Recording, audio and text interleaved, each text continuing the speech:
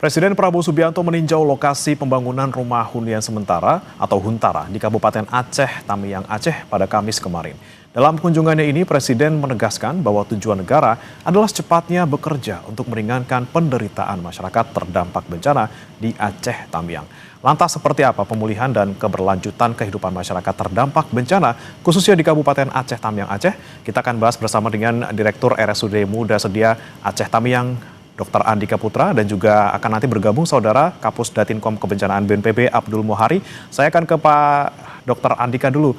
Dr. Andika, ini kan Presiden Prabowo Subianto beberapa kali berkunjung ke Aceh Tamiang untuk melihat kondisi pasca banjir. Nah, kemudian kalau untuk secara umum, Dok, kalau Anda melihat mungkin pasien yang datang ke rumah sakit Aceh Tamiang, ini seperti apa kondisi warga? Baik, terima kasih. Saat ini memang sejak kami sudah membuka layanan di rumah sakit sejak tanggal 9 Desember, semakin hari memang jumlah kunjungan pasien makin meningkat. Dan yang terbanyak adalah kasus gangguan pencernaan, kemudian saluran pernapasan, sama dengan penyakit-penyakit kronik yang mengalami pemberatan yang butuh penanganan di RSUD.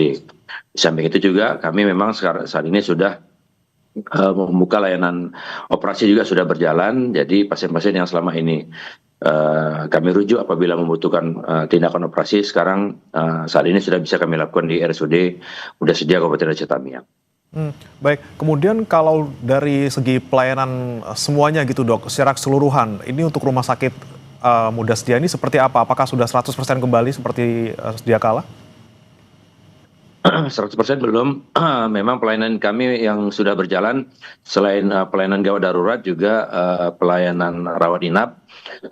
Yang awalnya rawat inap ini kami tempatkan di ruang IGD, namun alhamdulillah sekarang sudah kami pindahkan ke ruang rawat inap semula. Kami sudah membuka dua ruangan.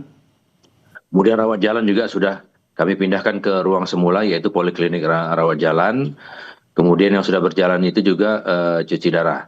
Untuk ruangan sendiri kami dengan dibantu dari seluruh elemen, terutama dari TNI, Polri, dan BUMN yang membantu. Ada dari PLN, ada dari PT Wika, kemudian PP, Kementerian PU, juga bahu-membahu membersihkan seluruh ruangan di rumah sakit. Alhamdulillah ruangan yang sudah dibersihkan sudah mencapai 90% dan sudah bisa segera dioperasionalkan. Namun memang kami masih menunggu bantuan alat-alat yang rusak untuk bisa melengkapi sarana-sarana untuk pelayanan di ruangan-ruangan tersebut.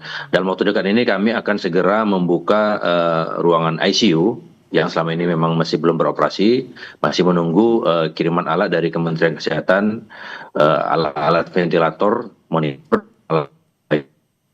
Kemudian Dok, ya, Dokter Andika, masih bisa mendengar suara saya, Dok? Dengar.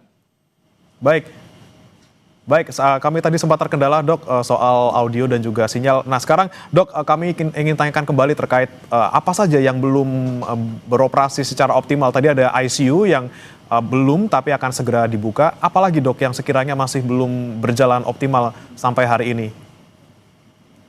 Ya, yang belum berjalan optimal ICU, kemudian radiologi, kemudian unit pengelolaan darah. Itu bagian-bagian penting untuk menunjang seluruh pelayanan. Kemudian laundry,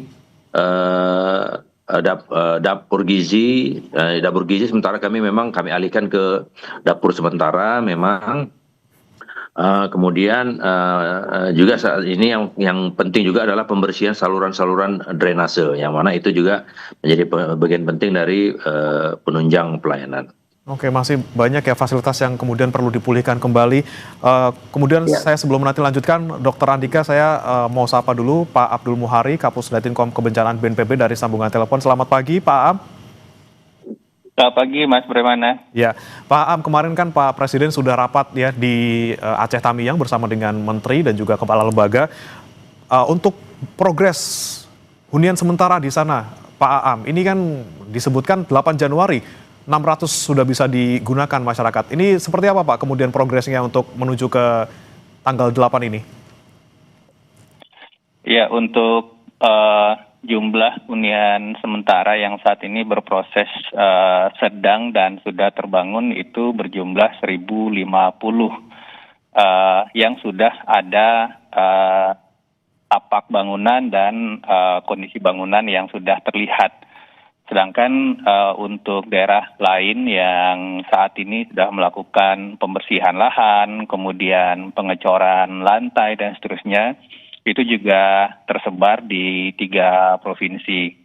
Memang target kita dari kemarin yang dilaporkan oleh Kepala BP Danantara dan juga Kepala BNPB, ini 1.050 unit hunian, 600 di Aceh Tamiang yang kemarin sempat dilihat oleh Bapak Presiden, dan 450 unit lainnya yang tersebar baik itu di Aceh, Sumatera Utara, dan Sumatera Barat ini sudah selesai di minggu pertama awal tahun ini. Dan ini untuk progres masih sesuai dengan schedule dan kita yakin bahwa itu sesuai dengan harapan Bapak Presiden. Kemudian selain itu Mas Brahmana juga kemarin dilaporkan selain Huntara juga ada saudara-saudara kita yang memang berkeinginan tidak di hunian sementara karena ada rumah keluarga atau faktor lokasi dengan pekerjaan dan lain-lain. Ini memilih untuk apakah itu mengontrak rumah, apakah tinggal di rumah kerabat atau keluarga sementara, yang nantinya ini pemerintah akan mendukung dana tunggu hunian namanya, hingga nanti hunian tetap selesai. Dana tunggu hunian ini besarnya 600.000 per kakak per bulan. Ini khusus untuk bantuan mengontrak rumah istilahnya dalam tanda kutip. Dan ini juga sudah berproses, baik itu di Aceh, Sumatera Utara, dan Sumatera Barat. Sudah 18.000 rekening yang kita buka berdasarkan data by name by address dari pemerintah daerah. Dan ini akan terus berproses karena pendataan terus dilakukan. Tetapi tentu saja kita tidak menunggu seluruh pendataan selesai baru kita cairkan. Jadi ini nama yang sudah masuk, sudah terverifikasi dengan data kependudukan, data Dukcapil dari Kemendagri, ini sudah bisa kita cairkan hak-hak dari warga yang terdampak ini. Oke, baik, tidak hanya hunian sementara, tapi juga tadi bantuan untuk menunggu hunian tetap untuk mereka yang tidak ingin ataupun tidak berkenan untuk tinggal di hunian sementara. Saya kembali ke Dr. Andika. Dr. Andika, ini kan memang kalau untuk rumah sakit umum daerah Aceh Tamiang ini belum 100% beroperasi. Kemudian kalau dari pantauan Anda juga di Aceh Tamiang sendiri, soal pembersihan infrastruktur maupun juga jalan, akses jembatan ini seperti apa, Dok? Ya, saat ini memang pembersihan sangat masif dibantu dari pemerintah pusat maupun pemerintah daerah, semua dari dukungan dari banyak pihak itu di sekitar Kota Karangbaru itu sudah nampak signifikan pembersihan. Mungkin nanti selanjutnya bergeser ke wilayah-wilayah kecamatan secara keseluruhan. Dan juga di sekitar rumah sakit juga sudah signifikan bersih arealnya, sehingga ini meningkatkan kebersihan lingkungan untuk mencegah wabah-wabah penyakit yang muncul akibat lingkungan yang kotor. Kemudian kalau untuk di rumah sakit sendiri, pasokan listriknya apakah masih dari genset, dan juga untuk pasokan air bersihnya seperti apa, Dok? Mohon maaf. Ya, Dokter, untuk di rumah sakit umum daerah Aceh Tamiang sendiri untuk pasokan listrik apakah masih pakai genset atau sudah secara permanen dialiri oleh PLN? Kemudian untuk air bersih juga seperti apa, Dok, pasokannya? Ya. Listrik alhamdulillah sudah stabil dari PLN. Namun memang kadang-kadang sekali-sekali mati lampu, namun itu masih tidak masalah karena memang kita sudah ada backup genset yang cukup untuk membackup listrik di rumah sakit.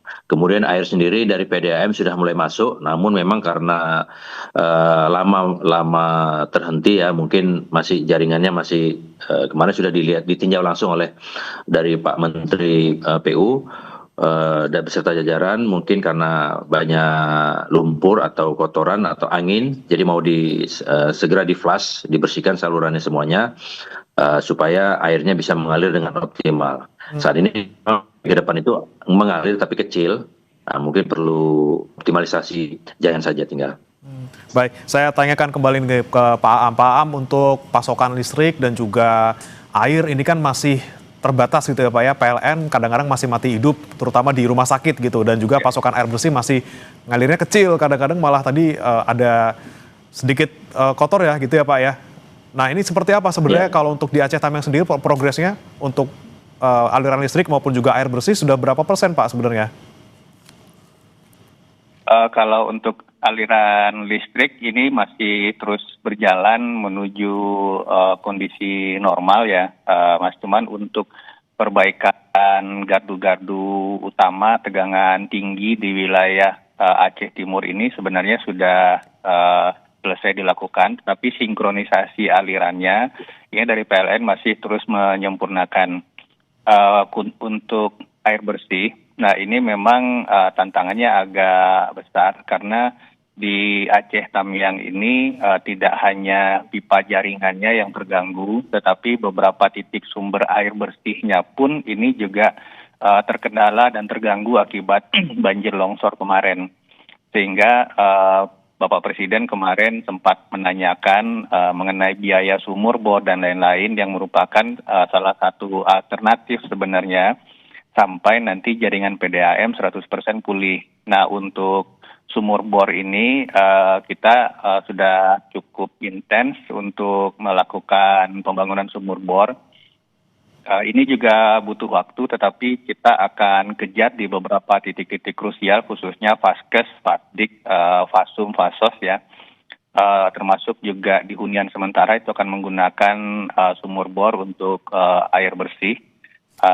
Sementara nanti sumur bor ini dibangun, diperbanyak, kita akan dulu mengoptimalkan distribusi air melalui tangki, meskipun ini sifatnya memang rencana jangka pendek untuk mengatasi shortage kebutuhan dari air bersih khususnya rumah sakit. Jadi kita akan berupaya seoptimal mungkin, khususnya memang untuk Faskes, Fasdik dan Fasos ya. Kita akan optimalkan tidak hanya kalau misalkan kita memprediksi memang untuk pemulihan jaringan PDAM ini masih butuh waktu ya Mas Bremana ya, karena berkaitan tidak hanya jaringan pipanya tapi sumber airnya sendiri itu masih terganggu. Jadi sementara ini diperbaiki, kita akan optimalkan dari sumur bor, kemudian mobil tangki dan tendon-tendon yang sudah kita sebar di beberapa titik di Aceh Tamiang. Kami mohon nanti diinformasikan saja Pak Dokter kebutuhannya, kalau misalkan masih perlu didukung dengan mobil tangki, tentu saja kita akan optimalkan untuk bisa operasional rumah sakit tidak terganggu. Oke, mobil tangki dan juga ada tadi sumur bor untuk sementara membantu pasokan air di Aceh Tamiang. Kemudian Pak Aam kembali lagi soal hunian sementara. Ini kan targetnya ada 15.000 hunian sementara yang akan dibangun dan sementara ini yang sudah ada progresnya baru 1.050 gitu ya Pak ya. Nah untuk bisa mencapai 15.000 hunian sementara yang bisa terbangun ini butuh berapa lama kira-kira targetnya Pak? 1.050 ini sebenarnya yang sudah mungkin 50% terbangun Mas Bremana, seperti yang kita lihat di Tamiang kemarin. Untuk daerah lain ini sebenarnya untuk lahan kemudian proses pematangan lahan itu sudah berjalan.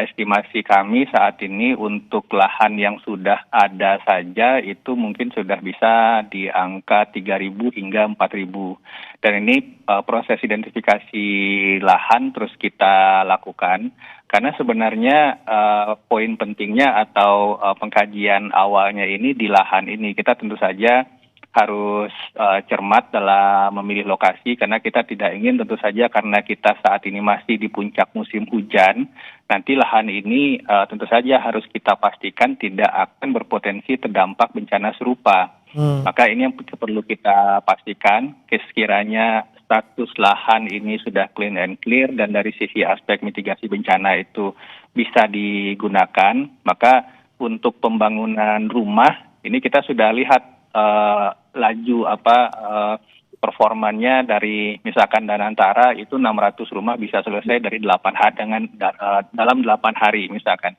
Nah, waktu proses ini juga kita akan optimalkan, tidak hanya dari BUMN tentu saja, Satgas TNI Polri juga sudah sangat siap untuk bisa melakukan pembangunan ini, dan di beberapa tempat juga ini kita sangat bergantung pada Satgas TNI Polri, dan ini juga personilnya yang standby untuk penambahan personil jika diperlukan untuk mengejar waktu ini juga sudah ready. Jadi artinya kuncinya adalah pengusulan lahan dari pemerintah daerah. Karena lahan ini menjadi tanggung jawab pemerintah daerah. Kiranya hal yang biasa clear, kami rasa dari sisi pembangunan itu bisa kita kebut, bisa kita percepat, Mas Bremen. Oke, paling tidak 3.000 sampai 4.000 rumah ini sudah ada lahannya ya, tinggal kemudian progresnya seperti apa. Tapi Pak Aam dan juga Dr. Andika ditahan sebentar dulu, kita juga akan simak bagaimana kondisi banjir yang kembali menerjang di Agam, Sumatera Barat, di mana ini kembali terjadi namun tidak ada korban jiwa dalam kejadian ini. Banjir bandang mengakibatkan jalan utama Lubuk Basung Bukit Tinggi terputus. Proses pembersihan material banjir bandang dilakukan personel gabungan dengan turut mengerahkan 1 alat berat. Banjir dipicu longsor dari Kelok 28 pada jalur Jalan Kelok 44, Maninjau Agam. Selamat pagi, Komandan. Izin melaporkan.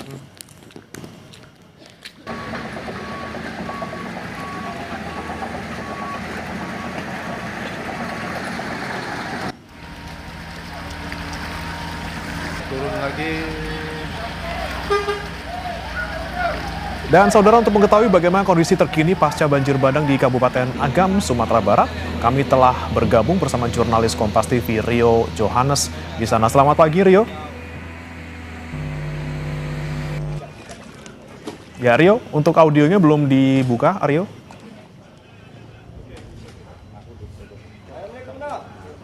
Ya, saudara, kami masih mencoba untuk menghubungi jurnalis Kompas TV Rio Johannes dari Agam, Sumatera Barat, di mana memang beberapa kali banjir bandang kembali terjadi di Agam, Sumatera Barat pasca kejadian banjir bandang yang sangat besar pada bulan lalu. Selamat pagi, Komandan. Izin melaporkan. Halo. Seperti visual yang Anda saksikan di layar kaca ini, saudara. Halo. Lumpur masih... Halo. Ya, Halo. Oke, ini Halo. sudah tergabung bersama kami, saudara Rio Johannes dari Agam, Sumatera Barat. Rio, bisa mendengar suara saya? Ya, cukup bagus. Baik. Ya, Rio, untuk kondisi terkini di Agam saat ini, banjir bandang berkali-kali terjadi dalam waktu yang singkat. Seperti apa sekarang? Ya, memang untuk kemarin kembali terjadi banjir bandang disebabkan longsoran di titik Kelok 28 pada jalur Jalan Kelok 44 di Kabupaten Agam, Provinsi Sumatera Barat. Hal ini menyebabkan meluapnya Sungai Muaro Sungai Pisang yang menyebabkan kembali terjadinya banjir bandang. Dan memang untuk pembersihan sempat dilakukan oleh petugas dengan menggunakan 1 unit alat berat. Tapi pada siang hari, pada pukul 12 siang, itu karena curah hujan yang tinggi, Sungai Muaro Pisang ini kembali meluap sehingga proses pembersihan terpaksa dihentikan untuk sementara demi keamanan dan keselamatan petugas di lapangan. Dan ini direncanakan pada pagi hari ini pembersihan kembali akan dilakukan, dioptimalkan untuk membuka jalur jalan yang menghubungkan antara Lubuk Basung dengan Kota Bukit Tinggi. Demikian.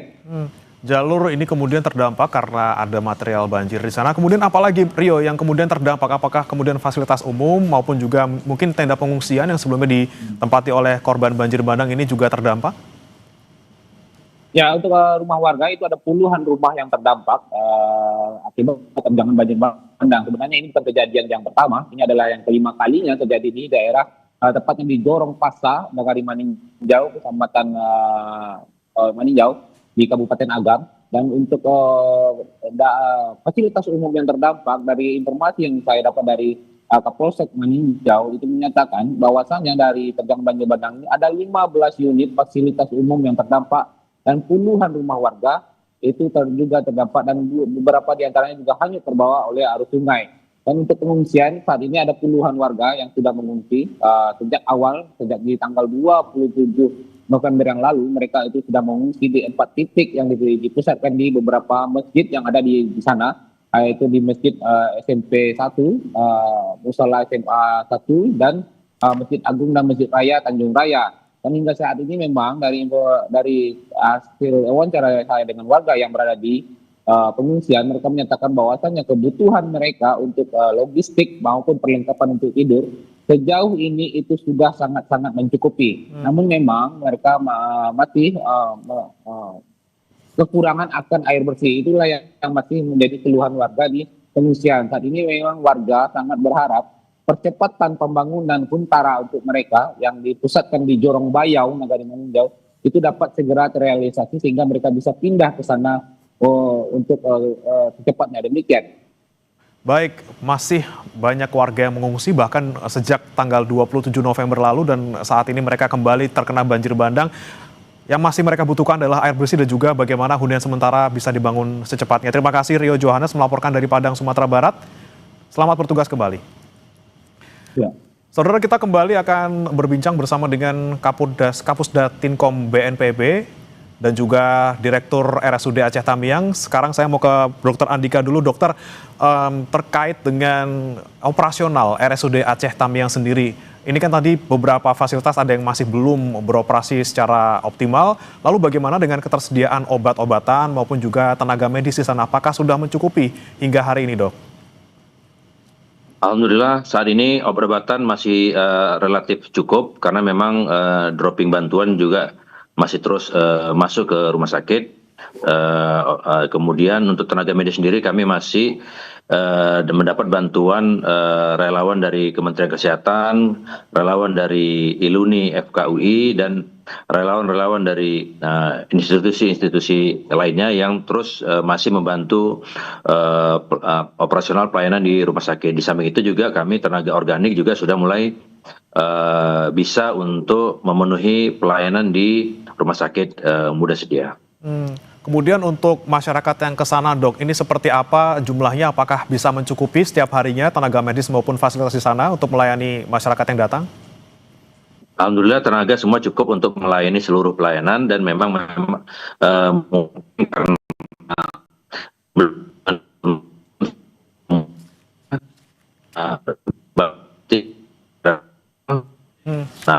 di Baik. persediaan obat-obatan cukup untuk pelayanan saat ini. Oke, tenaga kesehatan dan juga fasilitas masih cukup untuk melayani masyarakat. Kemudian saya kembali ke Pak Aam. Pak Aam masih bergabung bersama kami, Pak? Baik, sepertinya koneksi kami bersama Pak Aam terputus. Saudara, kita kembali ke Dr. Andika. Dokter, ini memang RSUD sudah beroperasi, tapi kemudian pastinya warga juga butuh fasilitas kesehatan yang terdekat dari lokasi tempat tinggalnya. Kalau untuk puskesmas, Dok, apakah sudah ada informasi kira-kira seperti apa kondisi pelayanan kesehatan di yang pertama, tingkat pertama seperti itu di sana? Ya, beberapa puskesmas memang sudah berhasil dibuka, sudah dibersihkan, sudah memberikan pelayanan. Ada yang sudah di ruang-ruang puskesmasnya sendiri yang sudah sepenuhnya berjalan, ada juga yang masih di posko-posko di sekitar puskesmas. Namun memang saat ini posko tetap tersebar ke seluruh wilayah, sehingga pelayanan kesehatan di seluruh kecamatan itu terakomodir di posko-posko yang sudah disediakan. Dan untuk tenaganya sendiri memang selain dari tenaga kesehatan dan tenaga medis lokal, juga memang untuk di wilayah puskesmas juga ada bantuan dari relawan Kementerian Kesehatan. Itu juga tersebar ke seluruh wilayah. Baik, Dok, tadi kan Anda sebutkan juga bahwa dari wilayah rumah sakit ini belum 100% dibersihkan gitu ya. Kendalanya apa nih, Dok? Kira-kira apakah memang tenaga yang untuk membantu untuk membersihkan kurang atau memang kondisinya memang sangat-sangat parah, Dok, sehingga tidak bisa dibersihkan hingga saat ini? Kalau untuk tenaga memang luar biasa, ini bantuan ke rumah sakit